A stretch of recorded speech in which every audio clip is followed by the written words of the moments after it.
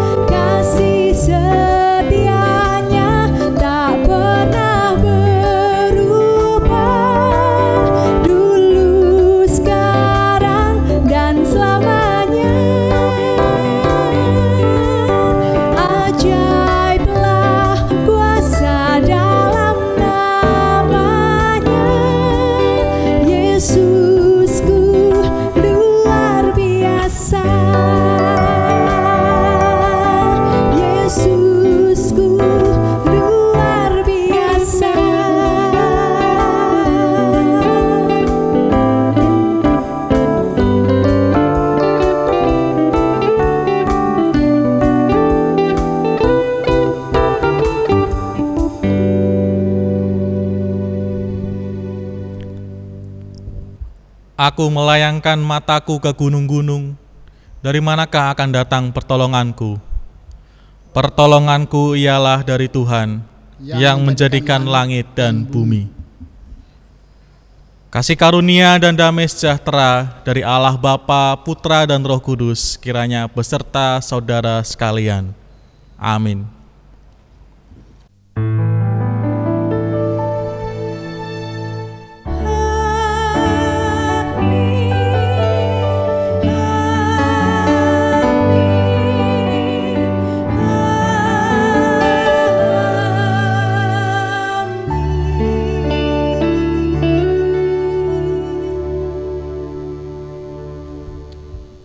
Jemaat dipersilakan duduk kembali. Perlindungan dan pemeliharaan Sang Gembala Agung sungguh nyata di dalam hidup kita. Sekalipun kita melalui lembah yang kelam, kita tetap aman di dalam lindungannya. Saudara-saudara yang terkasih, mari kita hayati dengan sungguh-sungguh pemeliharaan Tuhan melalui pujian Tuhan adalah Gembalaku.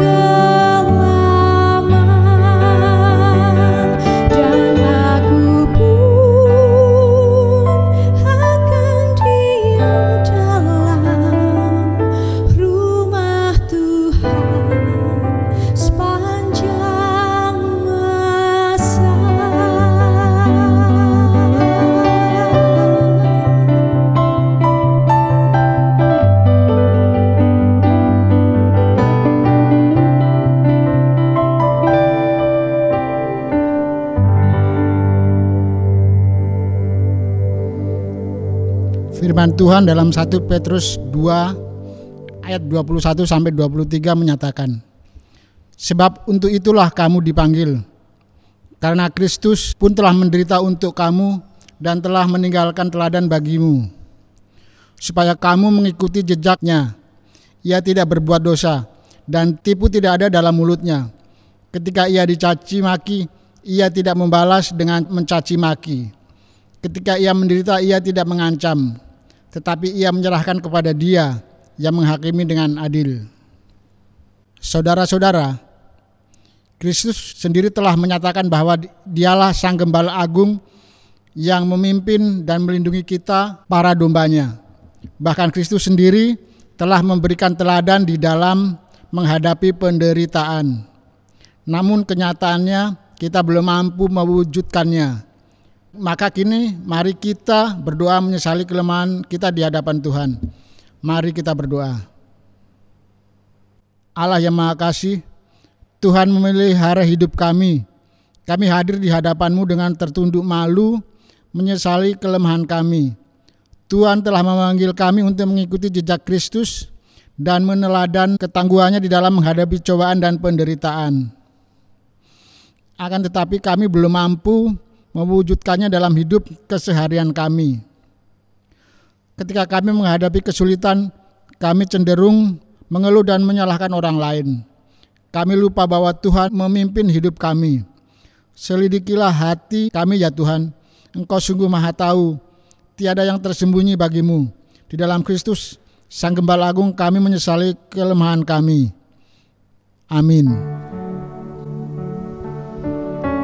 Saudara-saudara yang terkasih, seringkali secara tidak sadar kita mencoba menyembunyikan sesuatu dari Tuhan.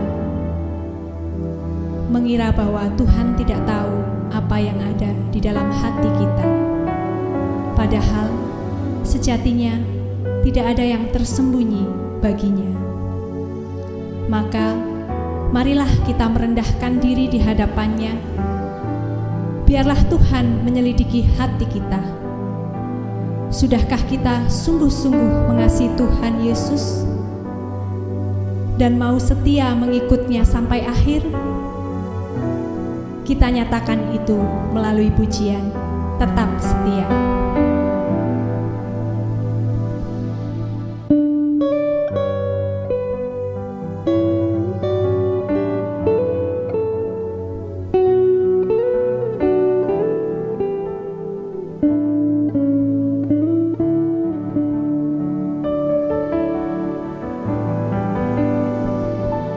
Selidiki aku, lihat hatiku, apakah ku sungguh mengasihimu, Yesus, Kau yang maha tahu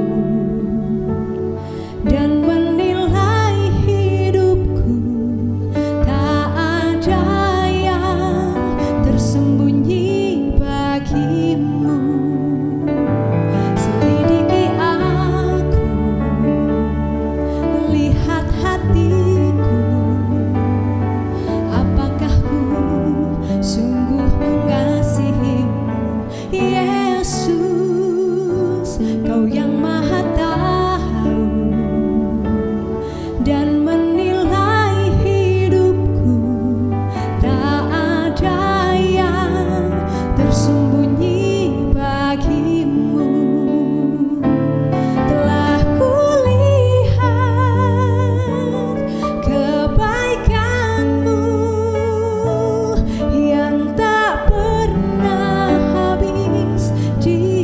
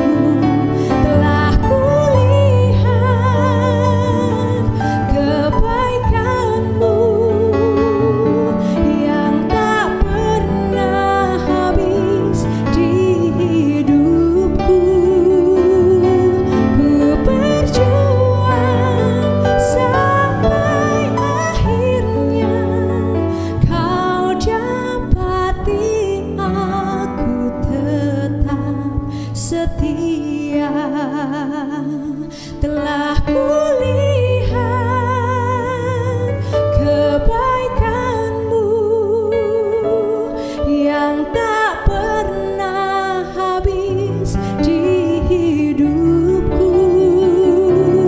Ku berjuang sampai akhirnya Kau dapati aku tetap setia.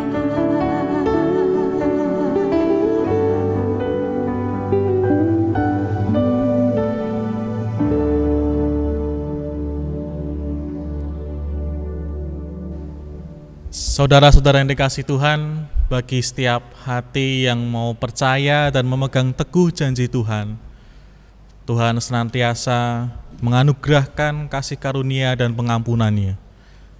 Dan berita anugerah kita pada pagi hari ini terambil dari surat 1 Petrus 2 ayat 24 sampai 25. Ia sendiri telah memikul dosa kita di dalam tubuh-Nya di kayu salib, supaya kita yang telah mati terhadap dosa hidup untuk kebenaran. Oleh bilur-bilur-Nya kamu telah sembuh. Sebab dahulu kamu sesat seperti domba, tetapi sekarang kamu telah kembali kepada Gembala dan pemelihara jiwamu. Saudara-saudara yang terkasih, marilah kita bangkit berdiri dan menyatakan syukur kita, karena Tuhan sebagai Gembala yang baik telah memanggil kita, memberi air hidup yang benar, dan senantiasa memelihara jiwa kita. Mari kita menaikkan pujian, Gembala baik bersuling nan merdu.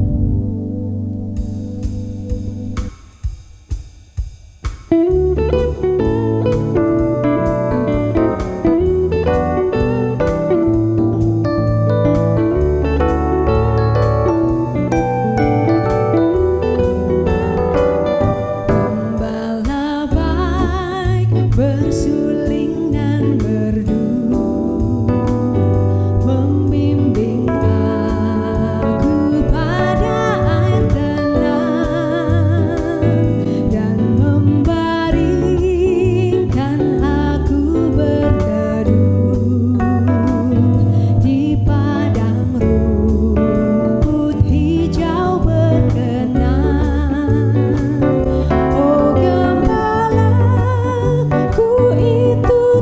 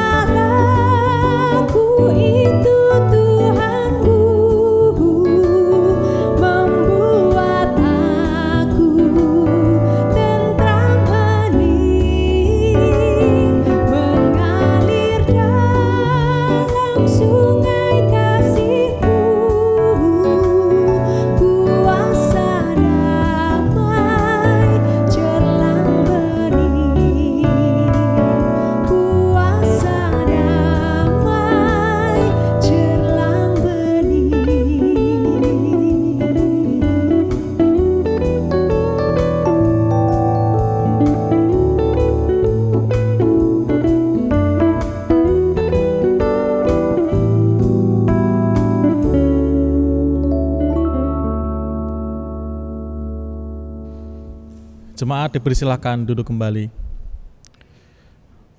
Ibu bapak saudara yang dikasihi Tuhan, kini kita akan bersama dituntun oleh sabda firman Tuhan pada ibadah Minggu Paskah yang keempat hari ini. Namun sebelumnya marilah kita memohon tuntunan Roh Kudus di dalam doa. Mari kita berdoa. Bapa di dalam surga, Allah yang Maha Kasih, Tuhan penuntun langkah hidup kami.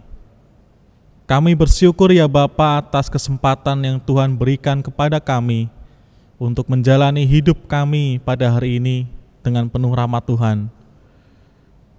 Kami sebagai domba-domba-Mu sungguh menantikan dan mengharapkan Tuhan mengarahkan kami, menunjukkan kepada kami jalan yang harus kami tempuh di dalam kehidupan ini. Berfirman-Lah ya Tuhan, supaya kami bisa mengerti apa yang harus kami kerjakan di dalam kehidupan kami sehari-hari. Kami semua mohon pertolongan Roh Kudus di dalam kami membaca dan merenungkan sabda firman Tuhan. Baik kami yang mendengarkan maupun hamba-Mu yang menyampaikannya, mohon Roh Kudus yang memampukan dan melayakkan kami. Terima kasih ya Bapa, dalam Kristus Yesus kami berdoa dan memohon. Amin. Saudara-saudara yang kasih Tuhan, pembacaan firman Tuhan pada pagi hari ini diambil dari Injil Yohanes 10 ayat 1 sampai ke 11. Injil Yohanes 10 ayat 1 sampai 11. Yang begini bunyi firman Tuhan. Gembala yang baik, Aku berkata kepadamu, sesungguhnya siapa yang masuk ke dalam kandang domba dengan tidak melalui pintu, tetapi dengan memanjat tembok, ia adalah seorang pencuri dan seorang perampok. Tetapi siapa yang masuk melalui pintu, ia adalah gembala domba. Untuk dia, penjaga membuka pintu, dan domba-domba mendengarkan suaranya, dan ia memanggil domba-dombanya masing-masing menurut namanya, dan menuntunnya keluar. Jika semua dombanya telah dibawanya keluar, ia berjalan di depan mereka, dan domba-domba itu mengikuti dia, karena mereka mengenal suaranya. Tetapi seorang asing pasti tidak mereka ikuti, malah mereka lari daripadanya, karena suara orang-orang asing tidak mereka kenal. Itulah yang dikatakan Yesus dalam perumpamaan kepada mereka. Tetapi mereka tidak mengerti apa maksudnya ia berkata demikian kepada mereka. Maka kata Yesus sekali lagi, Aku berkata kepadamu, sesungguhnya akulah pintu ke domba-domba itu. Semua orang yang datang sebelum aku adalah pencuri dan perampok, dan domba-domba itu tidak mendengarkan mereka. Akulah pintu, barang siapa masuk melalui aku, ia akan selamat, dan ia akan masuk dan keluar dan menemukan padang rumput. Pencuri datang untuk mencuri dan membunuh dan membinasakan. Aku datang supaya mereka mempunyai hidup dan mempunyainya dalam segala kelimpahan. Akulah gembala yang baik. Gembala yang baik memberikan nyawanya bagi domba-dombanya. Demikianlah pembacaan firman Tuhan. Yang berbahagia ialah mereka yang mendengarkan firman Tuhan, yang memeliharanya serta melaksanakannya dalam kehidupan sehari-hari. Haleluya.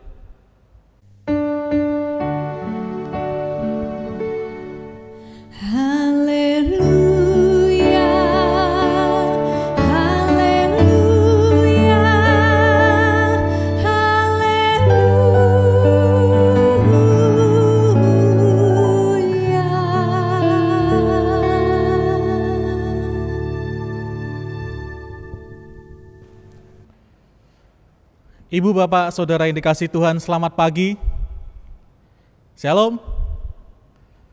Bersyukur pada pagi hari ini kita masih bisa beribadah dari rumah masing-masing bersama keluarga, dan kita tetap memohon kepada Tuhan, berdoa, dan berharap supaya kita boleh kembali menjalani aktivitas dengan leluasa dan bisa beribadah lagi di gedung gereja bersama-sama. Saudara yang dikasihi Tuhan, pada pagi hari ini kita akan merenungkan tema Tuhan Gembala kita. Bapak Ibu Saudara yang dikasihi Tuhan, ketika zaman Tuhan Yesus, ketika itu bangsa Israel tengah ada di dalam penjajahan bangsa Romawi. Dan ada tradisi ketika itu untuk memanggil atau menyebut Kaisar Romawi itu sebagai gembala yang baik. Jadi ini untuk mencitrakan bahwa sosok Kaisar Romawi ini adalah sosok pemimpin atau penguasa yang mau menjaga keamanan dan kesejahteraan dari rakyatnya. Sehingga dia mencitrakan dirinya sebagai sosok gembala yang baik. Jadi seperti seorang gembala yang baik yang selalu menjaga domba-dombanya, selalu memelihara sehingga domba-dombanya itu tetap sehat, selamat, dan sejahtera. Seperti itulah Kaisar Romawi mencitrakan dirinya sebagai seorang penguasa. Tetapi pada kenyataannya ketika itu, di era itu, dari seluruh wilayah kekaisaran Romawi, di mana banyak negara atau bangsa-bangsa yang juga akhirnya masuk ke dalamnya, dari semua orang-orang yang di dalamnya itu, sekitar 70-80% orang yang tergabung di dalam wilayah kekuasaan Kaisar Romawi itu adalah orang-orang yang masih sulit untuk mendapatkan makanan. Atau dengan kata lain, 70-80% rakyat ketika itu hidup dalam kesusahan, tidak sejahtera. Ini sungguh sangat kontradiktif keadaannya. Di satu sisi, Kaisar itu mencitrakan dirinya sebagai sosok gembala yang baik, yang pasti memelihara domba-dombanya dengan baik sehingga dombanya pasti sejahtera. Tetapi di sisi lain kenyataannya, rakyat ketika itu sebagian besar mereka kelaparan, hidupnya tidak sejahtera. Karena memang ketika itu mereka melakukan ekspansi yang besar-besaran, mengambil wilayah dari bangsa-bangsa lain supaya wilayah mereka menjadi begitu luas, sehingga mereka dengan sangat dipaksa untuk masuk dalam bagian kerajaan Kekaisaran Romawi, sehingga hidupnya tidak sejahtera. Sungguh sangat bertolak belakang apa yang diceritakan dengan apa yang terjadi pada kenyataannya.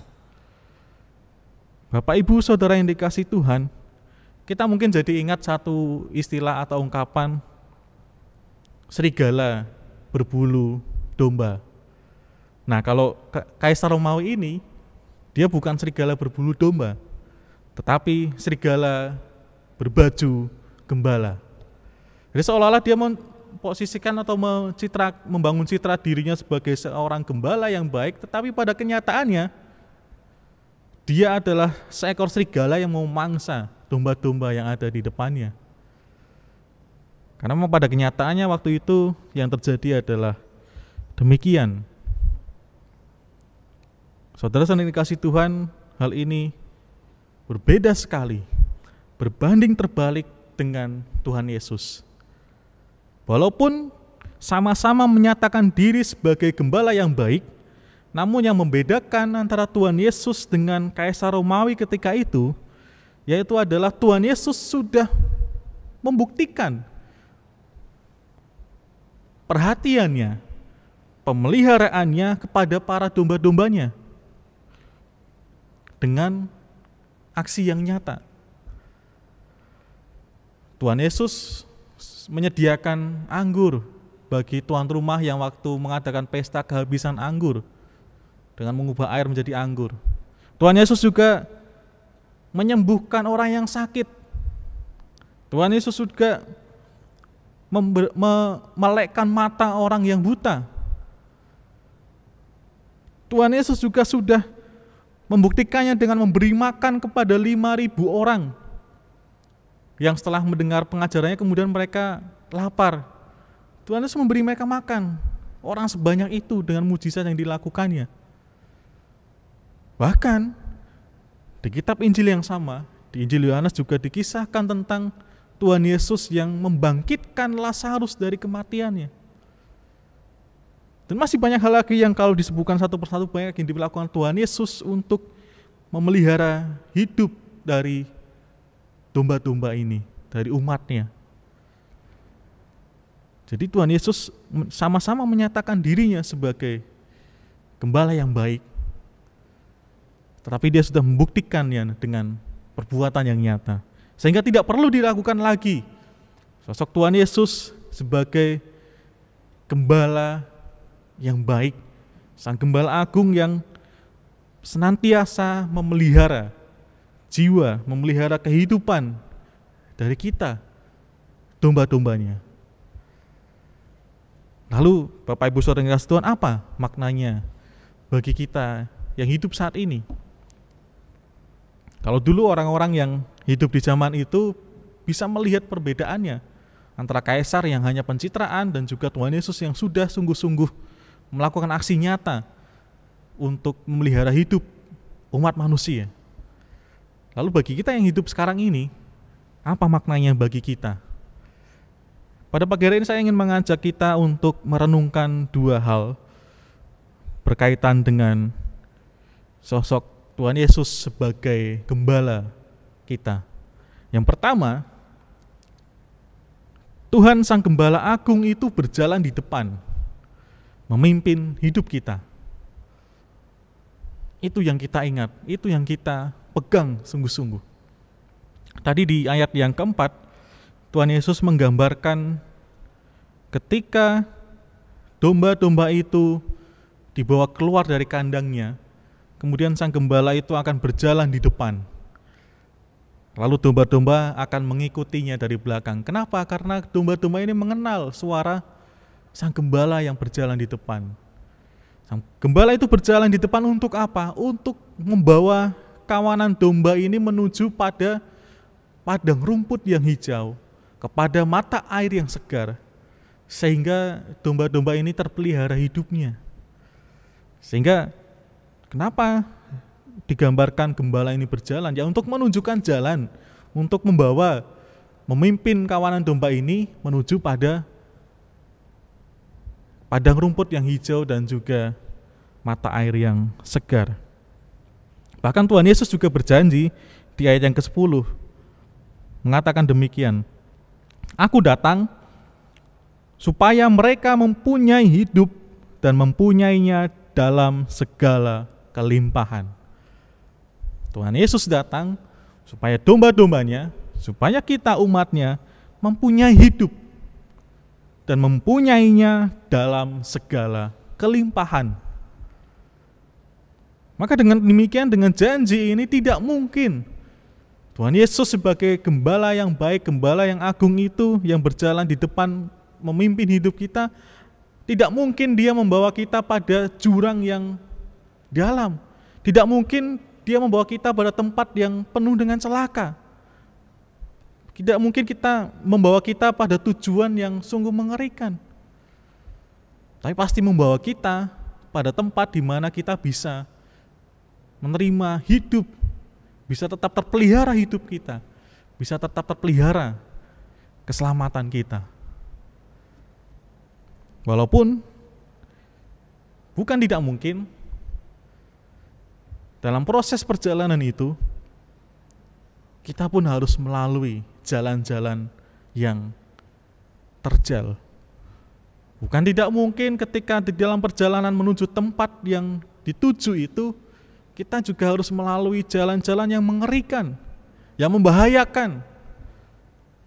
Bisa jadi perjalanan menuju ke padang rumput yang hijau itu kita harus melalui tepi jurang yang dalam dan mengerikan terlebih dahulu. Saudara-saudara yang dikasihi Tuhan, itulah makna perjalanan hidup kita bersama dengan Sang Gembala Agung. sudah bisa kita pegang dengan sungguh-sungguh, Tuhan pasti membawa kita pada kehidupan. Tetapi untuk menuju ke sana, seringkali kita juga harus melalui jalan-jalan yang berbahaya itu. Tetapi bukan itu tujuannya. Tujuannya adalah seperti tetap dijanjikan oleh Tuhan Yesus sendiri, supaya domba-domba ini mempunyai hidup dan mempunyainya di dalam segala kelimpahan. Persoalannya, terkadang domba-domba itu seketika melalui jalan yang terjal, jalan yang menakutkan, jalan yang membahayakan, menganggap bahwa inilah tujuan akhirnya. Menyimpulkan bahwa ini sang gembala membawa kita ke sini. Sang gembala membawa kita pada tempat yang celaka. Padahal bukan itu tujuannya, itu masih dalam perjalanan. Jalan yang harus dilewati supaya bisa sampai ke padang rumput yang hijau. Mungkin ketika saat ini di masa sulit akibat COVID-19 ini, kita pun menghadapi situasi yang tidak mudah. Hidup kita jadi penuh dengan ketidakpastian. Ketidakpastian dalam hal kesehatan. Kita tidak tahu apakah kita nanti akan terus tidak tertular virus ini atau tidak. Kita tidak tahu. Yang bisa kita lakukan adalah terus berusaha untuk menjaga diri kita dan sesama kita. Kita juga mengalami ketidakpastian di dalam hal keamanan. Beberapa waktu yang lalu juga sempat ramai kriminalitas yang cukup melonjak. Dan itu cukup mengkhawatirkan kita. Kita juga mengalami ketidakpastian di dalam bidang keuangan. Ini sudah mungkin dampak yang cukup berat yang mulai terasa. Bahkan mungkin pekerjaan yang sudah ada pun belum tentu aman. Atau usaha yang sudah kita rintis bertahun-tahun pun juga belum tentu aman untuk bisa melalui masa sulit ini. Jadi kita ada di dalam masa yang penuh dengan ketidakpastian. Tapi kalau kita hayati itu seperti kalau domba-domba yang sedang dipimpin keluar dari kandang oleh Sang Gembala Agung, mau seperti apa kita memaknainya? Apakah kita kemudian menganggap bahwa Tuhan membawa kita ke era ini, era corona ini, berarti Tuhan mau mencelakai kita? Berarti Tuhan mau membawa kita pada kehancuran, pada keterpurukan? Atau apakah Sang Gembala itu tidak mampu membawa kita ke tempat yang lebih baik lagi daripada sekarang ini? Saudara-saudara yang kasih Tuhan, tentu kita akan meyakini tidak demikian. Tapi kita meyakini, kita melihat Sang Gembala Agung kita berjalan di depan kita, memimpin jalan hidup kita. Dan kita yakin kita sedang dipimpin, dibawa menuju tempat yang baik, menuju padang rumput yang hijau, menuju ke mata air yang segar, supaya hidup kita, supaya jiwa kita terpelihara. Itu saja yang kita pegang. Dan keadaan yang sulit sekarang ini adalah jalan yang harus memang kita tempuh untuk menuju ke sana. Seperti ketika kawanan domba dipimpin gembala menuju ke padang, harus melalui tempat-tempat yang, harus melalui jalan yang sulit juga. Seperti itu juga perjalanan hidup kita sekarang ini. Mari kita percaya, mari kita dengarkan suara Sang Gembala yang berjalan di depan kita dan ikuti terus. Jangan pernah kita meninggalkannya. Maka kita akan sampai ke padang rumput yang hijau itu. Itu yang pertama. Pertemuan kita pada pagi hari ini mengingatkan bahwa Tuhan Yesus, Sang Gembala Agung itu berjalan di depan kita, memimpin kita menuju ke tempat yang lebih baik. Kemudian perenungan yang kedua, pada hari Minggu Paskah yang keempat ini, sebagai domba-dombanya, sebagai domba-domba Allah, kita dengarkanlah suara Sang Gembala Agung. Tuhan Yesus Sang Gembala yang baik. Dan ikutilah kemana Ia memimpin kita. Dengarkan suara Sang Gembala Agung. Dan bukan hanya berhenti mendengarkan, tapi ikutilah kemana Sang Gembala itu membawa kita, kemana Sang Gembala itu memimpin hidup kita.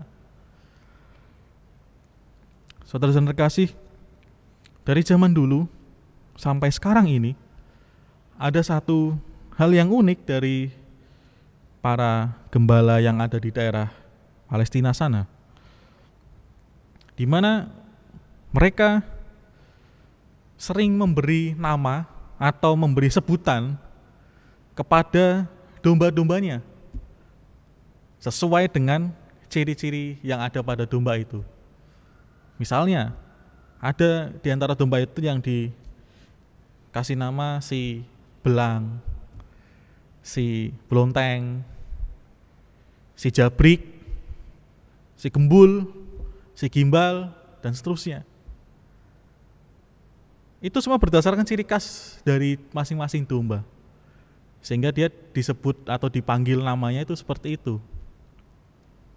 Artinya, si gembala ini dari dulu sampai sekarang itu selalu tahu, mengenali yang mana saja domba-dombanya. Tidak mungkin dia tertukar dengan domba milik gembala yang lain. Nanti jadinya sinetron domba yang tertukar. Tidak akan seperti itu, karena sang gembala itu pasti tahu yang mana dombanya, yang mana bukan. Itu juga seperti yang disebutkan oleh Tuhan Yesus di ayat yang ketiga. Domba-domba mendengarkan suaranya dan Ia memanggil domba-dombanya masing-masing menurut namanya dan menuntunnya keluar. Jadi bisa dipanggil masing-masing dan domba itu tahu kalau dia yang dipanggil oleh gembalanya dan dia bisa keluar mengikuti sang gembala. Nah, oleh karena itu Bapak Ibu Saudara yang dikasihi Tuhan, karena gembala itu mengenal dombanya, maka dombanya itu lama-kelamaan juga akan mengenal suara gembalanya karena selalu dipanggil. Oh, berarti aku yang dipanggil. Sehingga ketika dipanggil ya dia akan mengikuti sang gembala. Saudara yang kasih Tuhan, itulah demikian juga dengan kita sebagai domba-dombanya. Kita tentunya sudah semestinya mengenali suara sang gembala kita. Artinya, kita mengenal apa yang diperintahkan, apa yang dikehendaki oleh Tuhan yang adalah gembala kita. Kita bisa mendengar itu, kita bisa mengenali itu. Dan bukan hanya mendengar dan mengenali, semestinya kita pun juga mengikutinya. Kan tidak mungkin seekor domba yang sudah kenal suara gembalanya dipanggil, teng belonteng, ayo kita keluar. Kemudian si belonteng ini, oh iya, ini aku yang dipanggil nih, itu suara gembalaku loh. Kemudian dia diam saja, tidak melangkah keluar mengikuti gembalanya, dia tetap di kandang dan tidak bisa makan. Tidak bersama dengan teman-temannya yang kemudian mengikuti suara itu. Demikian juga kita, Bapak Ibu Saudara yang dikasihi Tuhan. Sudahkah kita mendengar suara sang gembala dan mau mengikutinya? Suaranya adalah apa yang dikehendakinya bagi kita. Makna dari mendengar suara itu yaitu kita mau melaksanakan kehendaknya di dalam kehidupan sehari-hari, sekalipun untuk melakukannya, untuk mengikutinya, kita harus mengalami kesulitan, kita harus mengalami tantangan yang harus kita hadapi. Misalnya, ketika suara sang gembala itu memanggil kita untuk mau mewujudkan kasih melalui pengampunan. Kita semua tentu sudah mendengar suara itu, suara sang gembala yang memanggil kita untuk mengampuni orang lain. Tetapi sudahkah kita mengikutinya? Sudahkah kita mengikuti suara itu dan pergi ke sana? Belum tentu. Mendengar kita pasti kenal dan mendengarnya. Tapi untuk mengikutinya, itulah tantangan terberat bagi kita. Demikian pula, ketika saat ini kita berada di dalam situasi yang sulit, Sang Gembala itu juga memanggil kita untuk mau berbagi kepada saudara-saudara kita yang kondisinya mengkhawatirkan, untuk mau berbagi, untuk mau meringankan beban, untuk mau menolong mereka yang hidupnya kesulitan akibat wabah ini, untuk mau mempedulikan saudara-saudara kita yang berjuang di rumah sakit, para tenaga medis yang ada di rumah sakit, untuk mau menolong mereka, mencukupi kebutuhan-kebutuhan peralatan mereka, sehingga mereka pun juga terpelihara keselamatannya, terpelihara hidupnya. Karena mereka berjuang mati-matian di sana dan mempertaruhkan hidup mereka sendiri. Apa yang bisa kita lakukan untuk itu? Padahal Sang Gembala sudah mengingatkan kita untuk mewujudkan kasih, nyatakan kasih, dengan saling tolong menolong, dengan saling berbagi kepada yang sedang kesulitan. Kita sudah mendengar, tapi apakah kita sudah mengikuti suara itu atau belum? Bersyukur Bapak Ibu Saudara yang dikasihi Tuhan, kita sebagai persekutuan melalui Komisi Kesaksian dan Pelayanan beberapa waktu yang lalu sudah mau berbagi kepada para tenaga medis yang ada di rumah sakit dengan menyediakan hazmat suit atau alat pelindung diri, karena mereka sangat kesulitan untuk memperoleh itu.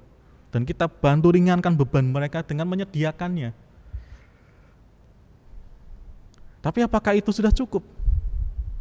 Tentu tidak. Perjuangan ini belum selesai. Masih banyak yang harus kita tolong.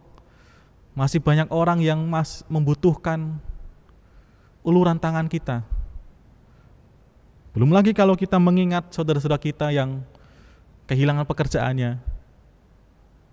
Kalau kita mengingat saudara kita yang hidupnya jadi terpuruk karena pandemi ini, atau mereka yang kehilangan anggota keluarganya karena virus ini, atau mungkin saudara-saudara kita yang lain yang juga terancam usaha atau bisnisnya terganggu atau bahkan terjatuh karena wabah ini. Apa yang bisa kita lakukan? Kita sudah mendengar suara Sang Gembala untuk mau menolong, meringankan beban mereka. Tapi sudahkah dan maukah kita mengikuti suara itu dengan mau berbagi kepada mereka? Saudara yang kasih Tuhan, Komisi Kesaksian Pelayanan masih akan terus berusaha mewujud nyatakan kasih dengan mau berbagi kepada mereka yang butuhkan. Sangat dibutuhkan kita untuk bahu-membahu bersama-sama untuk mau terlibat di dalam karya pemulihan Allah ini, untuk mau mendengar dan juga mengikuti kemana Sang Gembala itu memimpin kita, yaitu menolong mereka yang hidupnya kesusahan. Maka marilah kita terlibat. Bukan hanya kita mensyukuri bahwa Gembala Agung itu mau melihara hidup kita, tapi kita juga mau mengikuti kemana Sang Gembala Agung itu memimpin kita. Sekalipun kalau kita mau berbagi, mau mengikuti suara itu, kita pun harus melalui jalan yang sempit, jalan yang mengerikan, jalan yang berbahaya. Artinya kalau kita mau berbagi, mungkin kita sekarang juga masih berpikir, loh pekerjaanku saja juga belum aman, loh aku juga masih punya kebutuhan ini, masih punya kebutuhan itu, dan seterusnya. Itu jalan yang harus kita tempuh, jalan terjal yang harus kita jalani. Apakah kita mau terus berjalan karena kita percaya Sang Gembala berjalan di depan kita, atau kita mau mencari jalan kita sendiri yang menurut kita lebih mudah untuk sekarang ini? Tentu firman Tuhan pada pagi hari ini mengingatkan kita, tetaplah percaya Sang Gembala itu berjalan di depan memimpin kita. Kita ikuti kemana dia memimpin kita. Itulah dua perenungan yang kita dengarkan pada pagi hari ini. Semakin teguhkanlah iman kita, sekalipun saat ini kondisi kita begitu sulit. Ini bukan tujuan yang dikehendaki oleh Tuhan. Tujuannya dikehendaki oleh Tuhan adalah padang rumput yang hijau dan para domba memperoleh kehidupan dalam kelimpahannya. Tetaplah percaya itu dan ikuti, jangan pernah tinggalkan. Kemudian kita juga dipanggil oleh Sang Gembala untuk juga meringankan beban saudara-saudara kita yang lain. Ikutlah ambil bagian, sekecil apapun, semampu kita, sebisa yang kita lakukan untuk meringankan beban sesama kita. Saudara-saudara yang kasih Tuhan, sekalipun hidup kita kini penuh dengan ketidakpastian, namun satu hal yang menjadi kunci di dalam mengikut Kristus yang akan mengantar kita pada kepenuhan hidup, yaitu selama kita tidak memisahkan diri dari pimpinannya, kita akan sampai ke tujuan. Selama kita tidak memisahkan diri dari pimpinannya, kita akan dibawanya sampai kepada tujuan kita, yaitu kepenuhan hidup bersama Sang Gembala Agung. Tuhan memberkati kita. Amin. Mari kita bersaat teduh sejenak.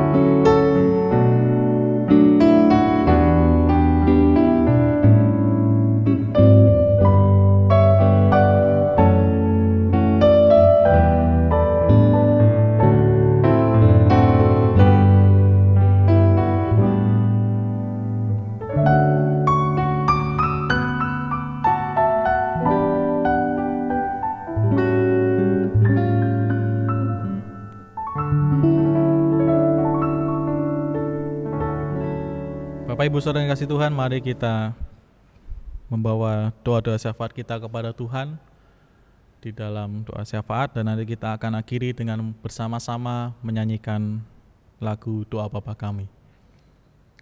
Mari kita bersatu hati dalam doa.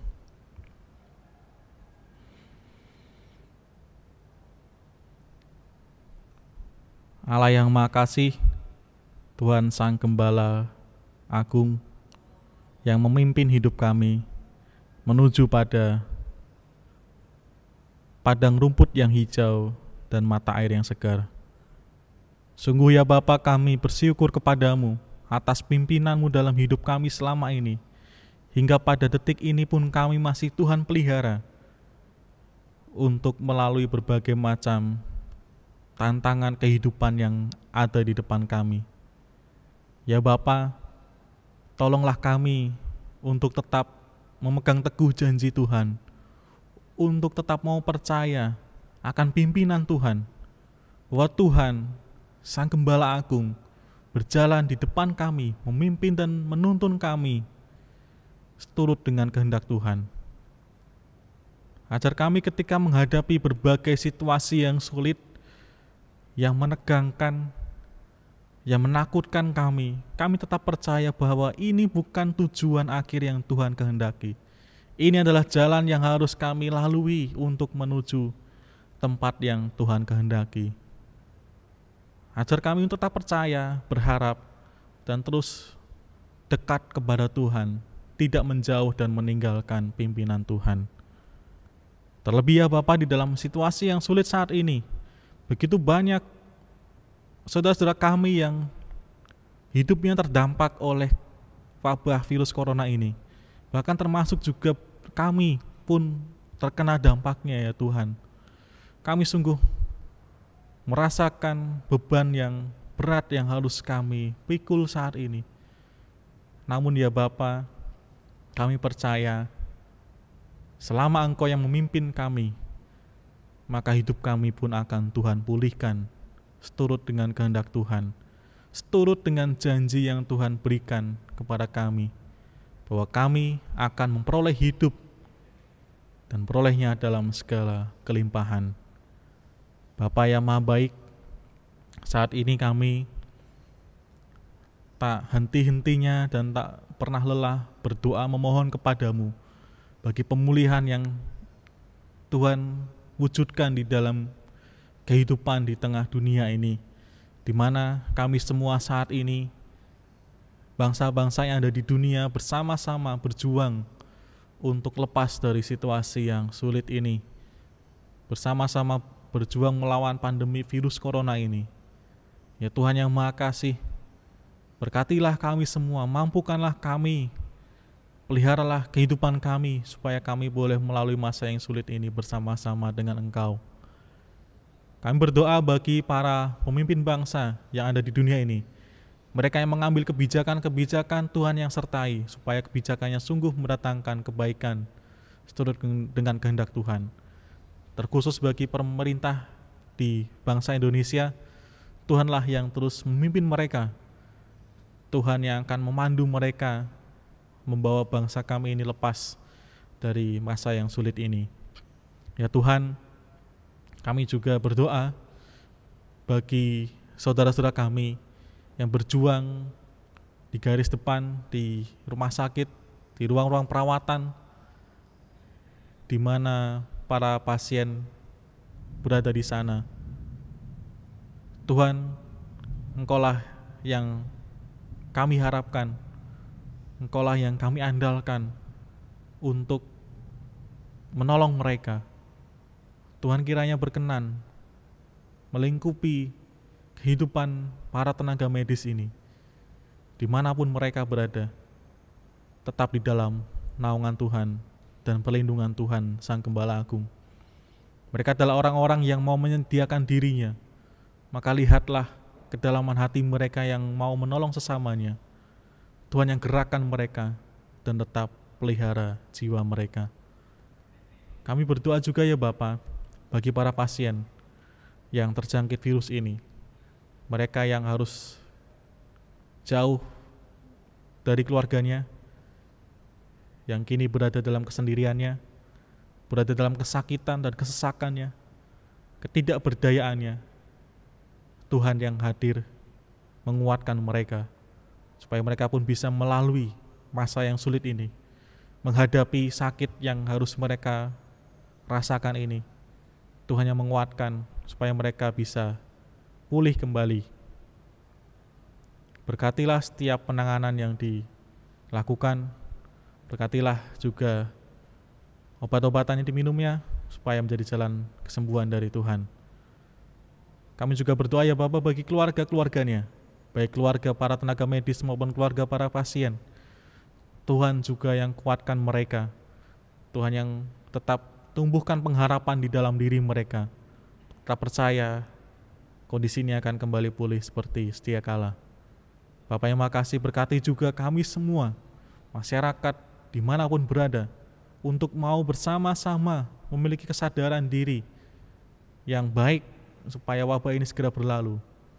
Jauhkan kami dari segala sikap yang tidak baik, yang memandang para pasien maupun tenaga medis ini sebagai sumber pembawa penyakit, namun mau tolong-menolong, bahu-membahu meringankan beban mereka.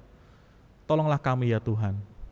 Ya Bapa yang Maha Kasih, kami juga berdoa bagi gereja-gereja kepunyaan Tuhan dimanapun berada, yang kini kami tidak bisa beribadah bersama di gereja, Namun kami bersatu hati dari rumah kami masing-masing tetap menyerukan nama Tuhan, memohon pertolongan Tuhan supaya Tuhan menolong kami semua.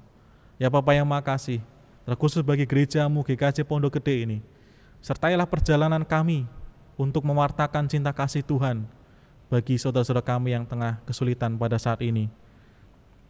Ya Bapa yang makasih, terkhusus bagi saudara-saudara kami, anggota jemaat GKJ Pondok Gede maupun sanak dan juga kerabat yang kini tengah sakit, kami mau membawa mereka di dalam doa kepadamu.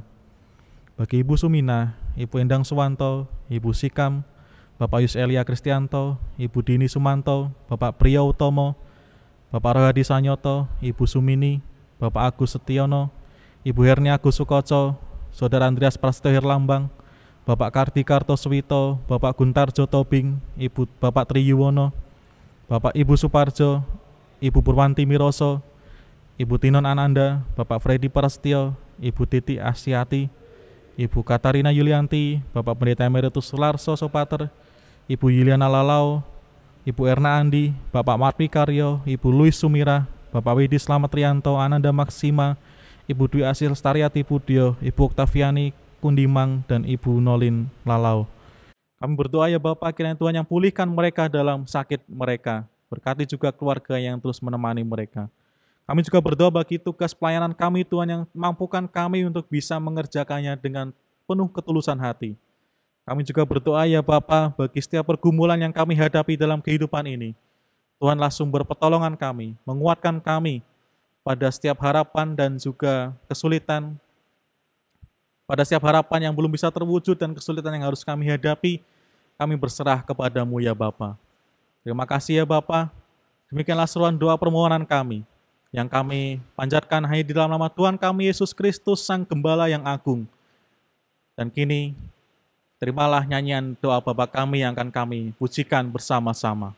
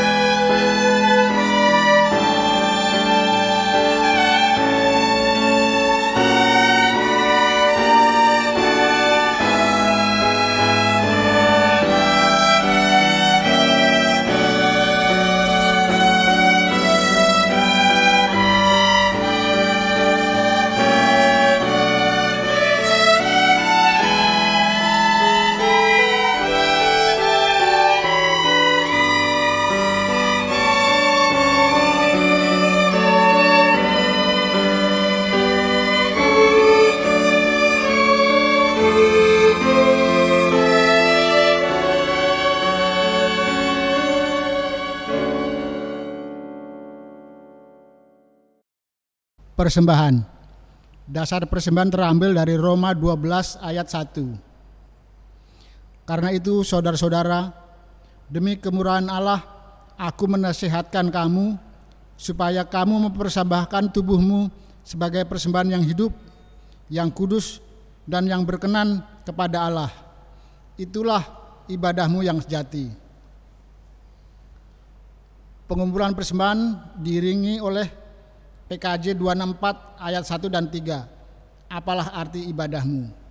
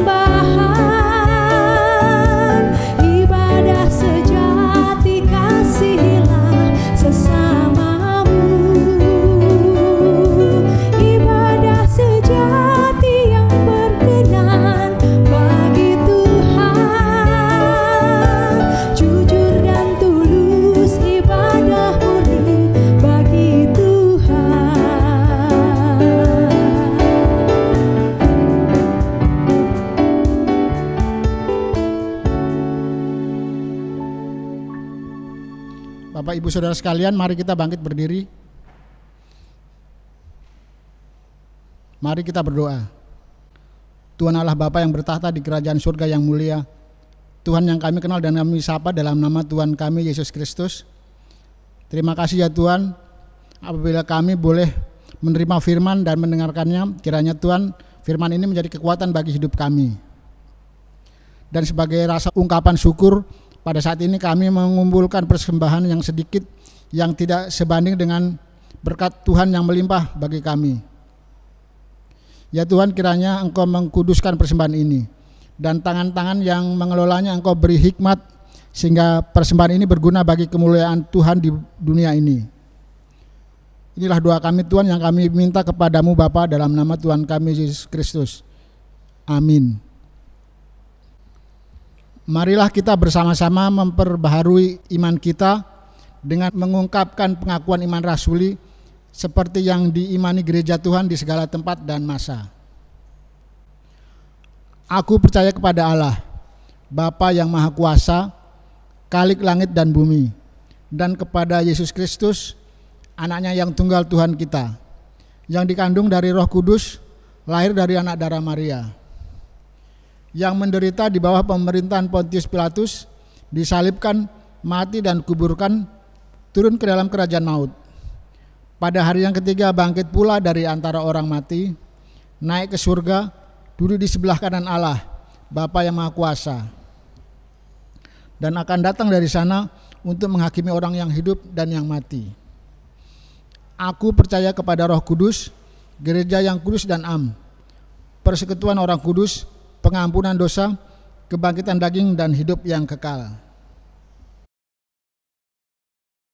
Saudara-saudara yang terkasih, kita akan kembali melanjutkan kehidupan kita. Sekalipun kita menghadapi berbagai macam tantangan dan kesulitan, namun marilah kita redam segala ketakutan kita itu dengan melihat dan meyakini Sang Gembala kita, Sang Gembala Agung yang berjalan di depan kita, memimpin hidup kita.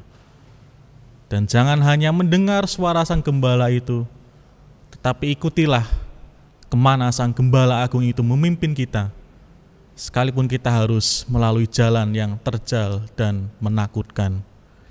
Kini terimalah berkat Tuhan.